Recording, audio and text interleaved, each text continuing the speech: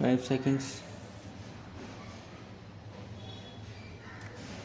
For nearly 200 years now, Indians have sailed to distant shores in search of employment and trade. Many the forefathers of some of you settled where they worked.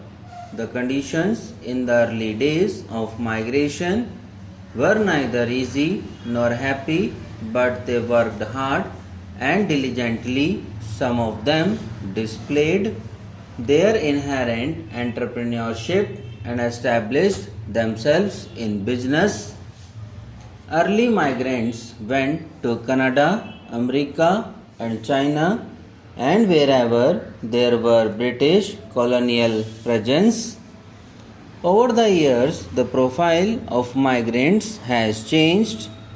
We still provide skilled labor to the Gulf states and to other areas in the Middle East, but now a more important segment comprises of professionals, teachers, scientists, computer engineers and programmers, doctors, managers, bankers, and even gurus who are being acclaimed in area of top management and creative thought. Similarly, in trade and industry, many businessmen of Indian origin have developed entrepreneurial skills which their host countries are finding valuable in their economies. We recognize and applaud these luminaries on their success. I am particularly happy that some of those who have distinguished themselves in this regard are in our midst today. In the last 50 years, Indians have developed certain competitive advantages, include a large technical and scientific manpower base, fairly well developed infrastructure, a large network of banks, a well established capital market, and a good educational system. India has always had a substantial private sector arrive in all areas of the economy. A vibrant part of the Indian initiative is manifested in the small scale sector. This comprises thousands of small industrial units scattered around the country. The Indian corporate sector is large and diversified with a mix of ownership in public and cooperative sectors and small, medium, and large size enterprises. Our legal system is fair and just, and we have the advantage of being a part of the English speaking world. These factors make India a good destination. We are all aware of the recent crises which have affected the economies of the Southeast Asia and Russia. Even Japan is facing difficulties. At the same time, we may note the fact that our country remained by and large unaffected by these economic disturbances. This speaks well of the resilience our economy has developed over the years.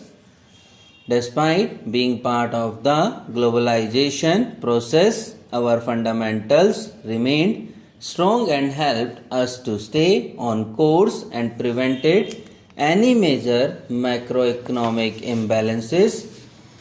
More significantly, a sum of about 12 billion US dollars has come in each of the last two fiscal years as direct remittance from Indians abroad.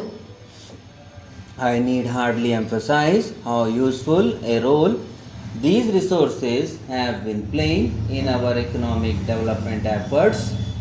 In the last 7 to 8 months since my government took office, we have taken several initiatives aimed at revitalizing economic growth, promoting strong infrastructure development, and bringing about an information technology revolution within the country.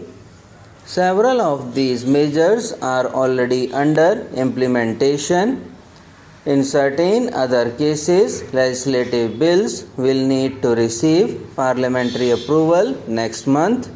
The direction, however, is clear. Economic reforms are here to stay, and if anything, the process is being accelerated. We all appreciate the crucial importance of infrastructure in our development process. Towards this end, we have taken a number of decisions. One, plan outlay for the power sector has been significantly stepped up this year. 2. Scope of automatic approval for foreign direct investment in power has been liberalized by placing foreign equity participation up to 100% on the automatic approval route, provided the foreign equity in any such project does not exceed Rs 1500 crore. 3. The procedure for issue of counter guarantee to eligible private power projects has been simplified, and counter guarantees have recently been issued to 3 projects: Visakhapatnam in Andhra Pradesh, Neyveli in Tamil Nadu, and Bhadravati in Maharashtra. 4. The Electricity Regulatory Commission Act 1998 has been enacted to provide for the establishment of central and state electricity regulatory commissions, rationalization of electricity tariff and transport policies regarding subsidies. The Central Commission has begun functioning. The process of setting up state-level commissions in various states. 5. The Electricity Laws Amendment Act 1998 has been enacted to coordinate the operation of the grid system and allow greater flow of resources in the transmission sector.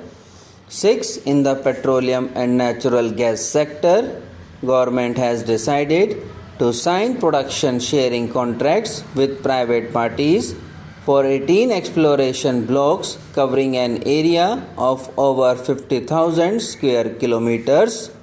7. Bids will be invited shortly under the new exploration licensing policy, for which the way has been paved with the introduction of a liberalized royalty regime. 8. The government will offer blocks to private and national oil companies for the exploration and exploitation of coal, which is in abundance in India.